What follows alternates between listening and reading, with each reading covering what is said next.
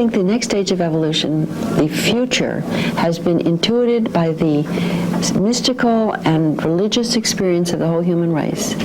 I think our generation has added to it the technologies of transcendence, and that we are about to go through the eye of the needle, to link minds and become one, not by human engineering alone, but by the tendency of evolution to form whole systems. And whoever can't or is not attracted to being part of that whole will self-eject out. And what will come at the next stage will be totally whole-centered, God-centered beings in synergistic organization, beginning to take our place as a universal species in a universe full of life. And that what's being required of us now is to acknowledge the degree of our creativity within, to identify the spark in us, in particular terms, what it wants to do next.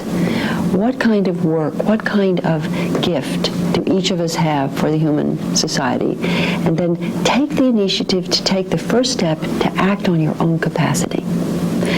In order to do that, you have to link up with somebody else. So start networking. Start finding, join the World Future Society. Read the Aquarian Conspiracy. Buy networking, which will tell you what to do.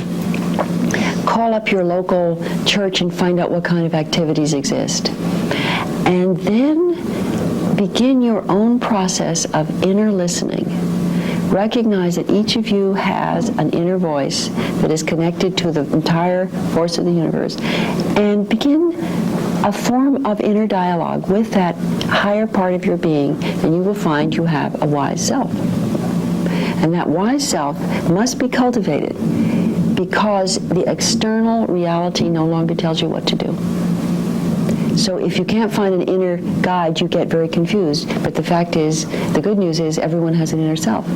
But you have to listen and you have to ask. And with that, start developing activities to make something better right where you are. If every one of us did just that, it would all work.